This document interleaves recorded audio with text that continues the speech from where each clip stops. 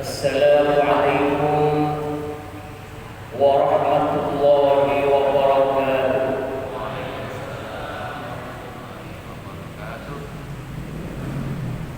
Bismillahirrahmanirrahim. Alhamdulillahil qawil fi kitabil aziz. A'udzu billahi minasy syaithanir rajim. Bismillahirrahmanirrahim. Ya ayyuhalladzina amanu idza qila lakum tafassahu fil majalis fafsahu yafsahillahu lakum wa idza qila ansuzu fansuzu yarfa'illahu alladzina amanu minkum walladzina utul ilma darajat wallahu bima ta'maluna khabir. Al-ayat. Sadaqallahu azim. Hadratul ulama wal fudala, para masyayikh, para kiai yang saya hormati, ketua takmir masjid beserta segenap jajaran takmir masjid besar Al-Hikmah Bending Probolinggo, para jemaah sekalian, jemaah majelis taklim kuliah Ramadan di tahun 1442 Hijriah bertepatan dengan tahun 2021 Masehi ini. Puji syukur alhamdulillah, sampai dengan detik ini Allah takdirkan kita dalam badan sehat walafiat. Semoga kita dijumpakan dengan Ramadan akan datang, dan semoga ibadah puasa kita beserta ibadah lainnya diterima oleh Allah Subhanahu wa taala. Amin ya rabbal alamin. Saudara-saudara sekalian, bapak-bapak, para jemaah, ibu yang berbahagia,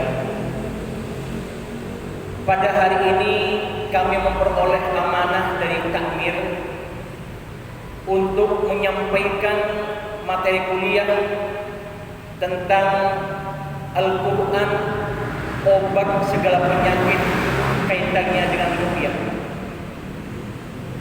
Salah satu nama dari berbagai macam nama Al-Quranul Karim adalah As-Shifa. As-Shifa artinya adalah obat atau penawar. Ada beberapa ayat di dalam Al-Quranul Karim yang secara langsung Allah jelaskan bahwa Al-Quran itu adalah merupakan syifa atau penawar atau obat baik penyakit lahir maupun penyakit batin. Salah satu ayat di dalam Al-Quranul Karim yang secara langsung menjelaskan itu adalah di dalam Al-Quran surah Al-Isra ayat 82. Ada beberapa banyak ayat yang lain yang Allah jelaskan bahwa Al-Quran itu adalah obat, baik obat penyakit batin maupun obat penyakit lahir. Ibnu Qayyim menyampaikan bahwa awal mula datangnya penyakit lahir itu sesungguhnya dimulai dari adanya penyakit batin, hasud dalam hati kita, dengki dalam hati kita, takabbur, sombong dalam hati kita. Itulah sumber-sumber. Maka Allah jelas dalam Al-Quranul Karim menegaskan wa nunazzilu minal Qur'an ma huwa shifaa, dan kami turunkan Al-Quran sebagai penawar, sebagai obat baik penyakit lahir maupun penyakit batin. Dalam kehidupan kita sehari-hari, orang melahirkan dibacakan Al-Quran, bagus. Orang hamil dibacakan Quran, baik. Dibacakan surah Yusuf agar tujuannya kelak lahir anaknya tampan akhlaknya, tampan wajahnya seperti Nabi Yusuf. Dibacakan surah Maryam agar soleha seperti Siti Maryam. Dibacakan surah Waqiah agar kelak lahir menjadi manusia yang murah rezekinya, yang kaya raya. dibacakan surah Luqman agar menjadi anak yang soleh, dibacakan surah Yasin agar selamat dunia akhirat, dan banyak lagi. Orang melahirkan dibacakan Quran, orang hamil dibacakan Quran, orang mati dibacakan Quran. Di dalam Al-Quranul Karim Allah sebutkan sebagai penawar, sebagai sifat atau obat segala penyakit. Ada beberapa ayat yang lain yang Allah tegaskan dalam Al-Quranul Karim. Contoh misalnya surah Al-Fatihah. Yang lain adalah surah Al-Baqarah. 10 ayat dalam surah Al-Baqarah yang dimaksud adalah 4 ayat awal, yaitu ayat yang pertama, ayat yang kedua, ayat yang ketiga, dan ayat yang keempat. Kemudian ditambah dengan ayat yang 255, yaitu ayat kursi. Ditambah 2 ayat setelah ayat kursi, berarti ayat yang ke-256, 257 Al-Baqarah. Berapa? 4 ditambah dengan 3, 7. Dan 3 ayat pada akhir surah Al-Baqarah. Barang siapa yang rumahnya pada malam hari dibacakan 10 ayat dalam surah Al-Baqarah ini, maka setan tidak akan bisa masuk ke dalam rumah itu, apalagi mengganggu orang yang ada di dalam rumah itu. Ayat yang lain dalam Al-Quran, Al-Isra ayat 182 yang tadi awal saya bacakan. Ayat yang lain, Quran surah Yunus ayat 57. Ayat yang lain, surah At-Taubah ayat 14. Surah yang lain lagi, surah An-Nahl ayat 69. Ini bercerita tentang madu, bahwa madu adalah obat. Kemudian ayat yang lain lagi, surah Asy-Syu'ara ayat 80. Surah Fusilat ayat 44. Serta banyak lagi ayat-ayat yang lain dalam Al-Qur'anul Karim. Saudara-saudara para jemaah sekalian yang saya hormati, kata baginda Rasul, kalau kalian mengalami sakit badan, maka peganglah bagian badan yang sakit, bacakan bismillah 3 kali. Bismillah, bismillah, bismillah. Kemudian berdoalah, berlindung pada Allah. A'udzu bi'izzatihi wa qudratihi min syarri ma ajidu wa huwa hadir. Yang artinya, a'udzu, saya berlindung, bi'idnihi, bi'izzatihi, dengan keagunganmu ya Allah, wa qudratihi, dan kekuatanmu ya Allah, min syarri ma ajidu, dari keburukan yang aku rasakan, wa uhadiru, dan keburukan yang aku khawatirkan. Ini tuntunan baginda Rasul. Lalu dalam beberapa kaifiyah yang lain, ada sebuah sholawat yang dari namanya saja sudah sholawat pengobatan. Apa sholawat itu? Sholawat tibbil qulubi. Allahumma sholli ala sayyidina Muhammadin tibbil qulubi wa dawaiha wa afiyatil abdani wa shifaiha wa nuril absari wa diyaiha. Wasilah ini adalah merupakan sholawat yang dibaca oleh Syekh Wahbah dari Sudan. Suatu ketika Syekh Wahbah dari Sudan ini sakit kepala yang sangat amat teramat sakit. Kemudian dengan wasilah membaca sholawat tibbil qulub ini, dipeganglah bagian kepalanya yang sakit dan dibacakan tibbil qulub, maka seketika itu pula dengan izin Allah disembuhkan dari sakit kepala yang sangat sakit. Saudara-saudara para jemaah sekalian, bapak-bapak dan ibu-ibu yang saya muliakan, kalau berbicara tentang ayat Quran, berbicara Quran sebagai sifat, sebagai penawar, sebagai obat, maka tidak bisa kita hanya menyampaikan seperti ini. Perlu kita praktekkan dan perlu kita amalkan dalam kehidupan kita sehari-hari. Baginda Rasul Muhammad sallallahu alaihi wasallam, setiap beliau menjelang tidur, beliau senantiasa meruqyah badannya dengan sendirinya. Apa yang beliau baca? Pertama, beliau membaca suratul Fatihah sebanyak 3 kali. Setelah itu Rasul membaca ayat kursi sebanyak 3 kali. Setelah itu Rasul membaca surah Al-Ikhlas Qul huwallahu ahad sebanyak 3 kali. Setelah itu Rasul membaca surah Qul a'udzu birabbil falaq sebanyak 3 kali. Kemudian membaca surah Qul a'udzu birabbin nas sebanyak 3 kali. Setelah membaca surah itu, kemudian ditiupkan ke telapak tangannya oleh baginda Rasul sebanyak 3 kali. Ditiupkan, kemudian tangan yang ditiup tadi dengan bacakan surah itu diusapkan ke seluruh bagian badannya. Lalu baginda Rasul berbaring dan membaca doa tidur, kemudian tidur. Itu ruqyah yang diajarkan oleh baginda Rasul Muhammad SAW kepada kita.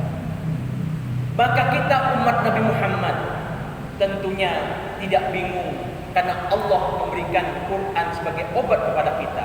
Dan baginda Rasul Muhammad SAW telah mengajarkan bagaimana cara kita memanfaatkan Al-Quran untuk pengobatan baik batin maupun lahir kita.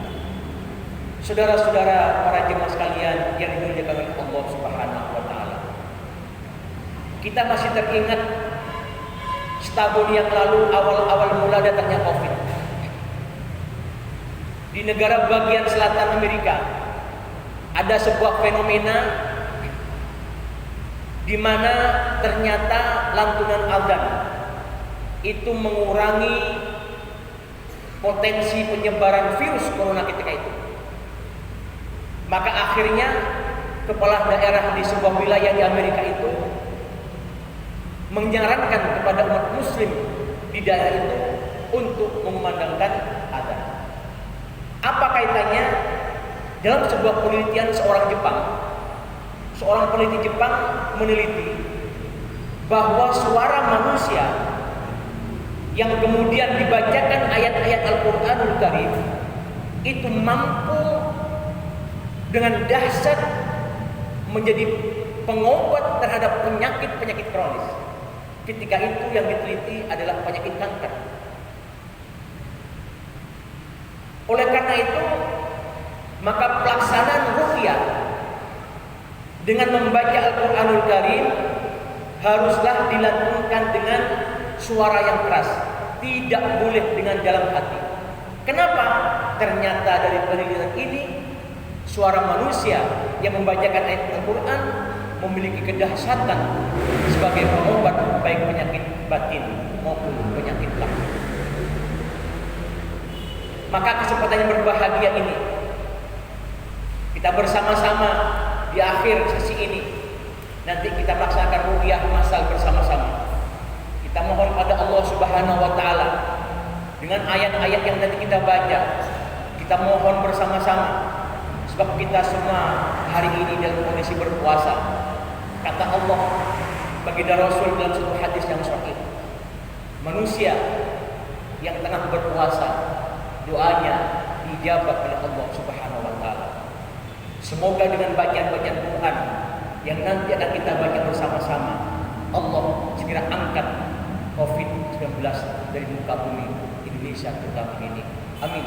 Allahumma. Saudara-saudara, bapak-bapak, ibu-ibu, para jemaah sekalian yang berbahagia. Salah satu kumpulan terpenting di dalam melaksanakan ruqyah atau adab kaifiyah kita meruqyah, baik meruqyah orang atau meruqyah diri kita sendiri. Pertama, dianjurkan kita dalam keadaan suci, baik suci dari hadas kecil, lebih-lebih suci dari hadas besar. Selesai kita berwudu yang hadas kecil, kemudian dilanjutkan dengan melaksanakan sholat hajat. Sholat hajat 2 rakaat yang di dalam sholat hajat itu ketika sujud terakhir kita mohon pada Allah agar kita disembuhkan dari penyakit yang kita derita. Setelah itu barulah kita memulai kegiatan ruqyah kita. Jadi berwudu terlebih dahulu, kemudian sholat sunnah dahulu, surat hajat dahulu, kemudian baru kita membaca surah-surah dalam Al-Quran Al-Karim. Dalam riwayat yang lain misalkan, secara praktis orang yang membaca 2 ayat terakhir pada surah Al-Baqarah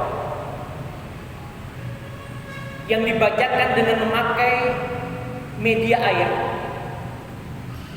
dan air itu kemudian kita tuangkan setelah kita bacakan doa ayat 2 ayat terakhir pada surah Al-Baqarah, ditiupkan pada air itu, kemudian air itu kita tuangkan ke bak mandi kita, dibuat mandi orang yang mengalami sakit jiwa secara istiqomah 40 hari, maka akan segera didapatkan kesembuhan dengan izin Allah.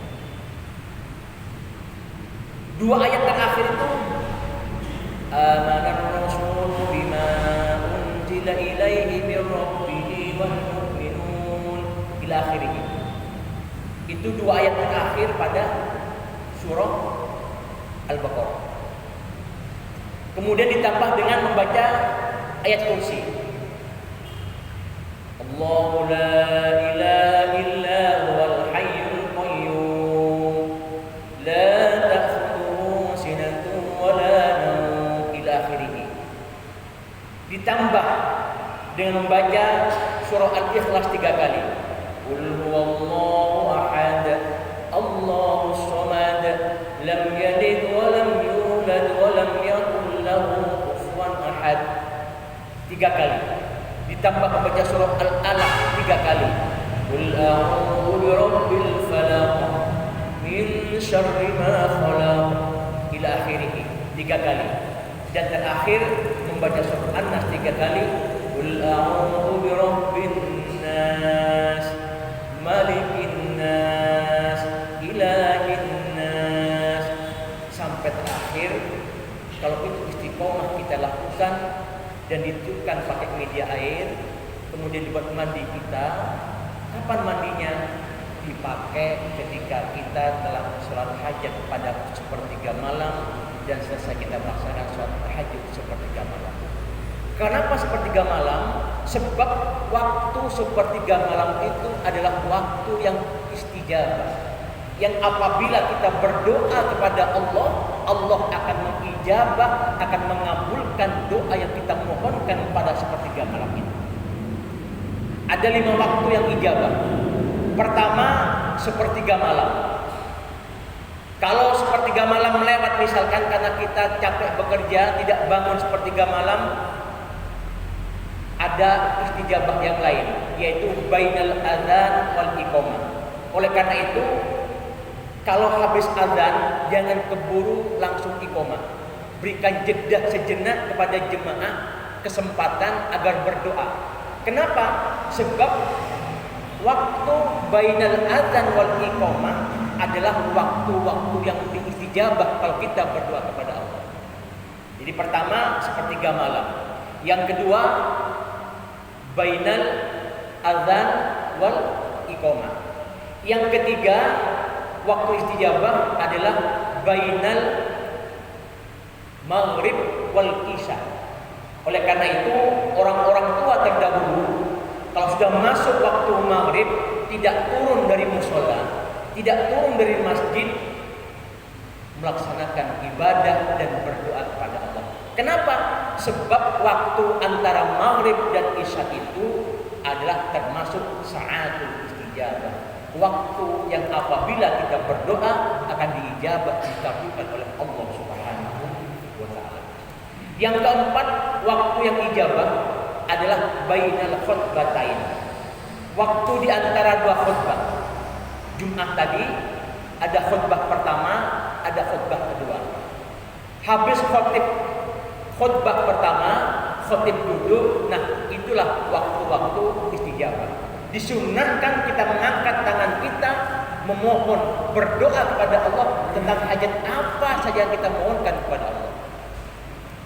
Maka Allah akan ijabah doa yang kita panjatkan bainal khutbatain, di antara 2 khutbah itu.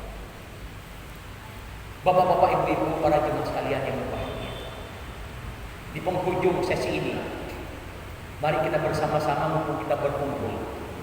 Sebab kekuatan doa seseorang dengan doa orang yang banyak itu jauh lebih dahsyat kekuatannya ketika doa itu dipanjatkan secara bersama-sama. Bahkan doanya 40 orang itu sama dengan doanya seorang wali. Maknanya apabila kita berdoa secara berjamaah, maka insya Allah doa kita akan dijawab oleh Allah Subhanahu wa Ta'ala. Melalui kesempatan ini kita coba membaca doa dengan kita ruqyah bersama-sama. Pertama, kita baca surat Al-Fatihah 3 kali. Dilanjut kemudian membaca surah Al-Fatihah 3 kali. Kemudian membaca ayat kursi 3 kali. Kemudian membaca surat Al-Ikhlas 3 kali. Al-Falaq 3 kali. An-Nas 3 kali. Sebelum membaca itu, para jemaah sekalian yang merasa memiliki penyakit, apapun penyakitnya, dengan kemantapan hati, dengan kebersihan jiwa pada Ramadan ini, dalam kondisi kita berpuasa, bermunajat, memohon kepada Allah Subhanahu wa Ta'ala agar penyakit yang kita derita segera Allah angkat dari badan kita dan dikembalikan kita menjadi orang yang sehat seperti semula kala. Diawali kita membaca sholawat tibil qulub bersama-sama. Wasilah tibil qulub ini bagi bapak-bapak, ibu-ibu yang barangkali menderita penyakit sakit kepala misalkan, atau ulu hati misalkan, sakit kaki atau mana saja bagian badan kita yang sakit, silakan dipegang dan kita membaca bersama-sama sholawat tibil qulub. Setelah itu baru kita baca surah yang niatkan untuk ruqyah kita masing-masing. Ala hadhihi niyat wa likulli niyatin shalihah wa ila hadratin nabi. Al-Fatihah. A'udzu billahi minasy syaithanir rajim. Bismillahirrahmanirrahim. Alhamdulillahi rabbil alamin. Arrahmanir rahim. Maliki yaumiddin. Iyyaka na'budu wa iyyaka nasta'in. Ihdinas siratal mustaqim. Siratal ladzina an'amta 'alaihim ghairil maghdubi 'alaihim waladdallin. Amin. Silakan dipegang bagian tubuh yang sakit. Kita baca sholawat tibil qulub. Setelah itu kita baca 3 surah tadi yang saya sampaikan itu. Setelah itu kita tekan pada tangan kita dan kita usapkan seluruh badan kita yang terjangkau oleh tangan. Setelah itu pakai media air, boleh ditiupkan 3 kali ke air nanti untuk kita minum bersama-sama sebagai air syifa yang telah kita doakan melalui ruqyah pada sore hari ini. Kita baca tibil qulub bersama-sama, pegang bagian tubuh yang sakit. Bismillahirrahmanirrahim. Allahumma shalli ala sayyidina Muhammadin tibbil qulubi wa dawa'iha wa afiyatil abdani wa shifaiha wa nuril absari wa diyaiha. Bismillahirrahmanirrahim. Allahumma shalli ala sayyidina Muhammadin tibbil qulubi wa dawa'iha wa afiyatil abdani wa shifaiha wa nuril absari wa diyaiha. Sekali lagi, Bismillahirrahmanirrahim. Allahumma shalli ala sayyidina Muhammadin tibbil qulubi wa dawa'iha wa afiyatil abdani wa shifaiha wa nuril absari wa diyaiha. Bismillahirrahmanirrahim. Alhamdulillahi rabbil alamin. Arrahmanir rahim. Maliki yaumiddin. Iyyaka na'budu wa iyyaka nasta'in. Ihdinas siratal mustaqim. Siratal ladzina an'amta 'alaihim ghairil maghdubi 'alaihim waladdallin. Amin. Bismillahirrahmanirrahim. Alhamdulillahi rabbil alamin. Arrahmanir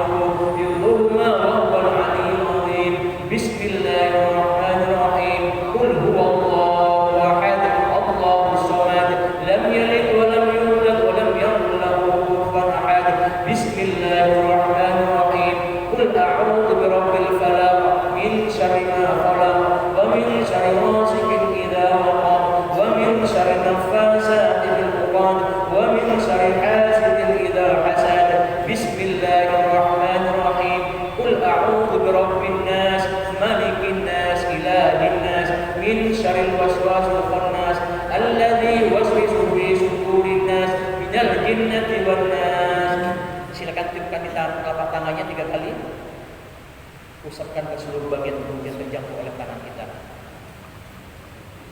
Baik dengan masa lalu yang ini, semoga doa kita dikabulkan oleh Allah Subhanahu wa taala dan segala penyakit yang ada di badan kita diangkat oleh Allah Subhanahu wa taala. Waktu telah habis. Terakhir, mari kita berdoa bersama-sama. Bismillahirrahmanirrahim. Allahumma laka sunna wa bika amanna wa ala zikra akhbarna bi rahmatika ya arhamar rahimin. Allahumma barik lana fi ma razaqtana wa qina adzabannar. Walhamdulillahirabbil alamin. Wassalamualaikum warahmatullahi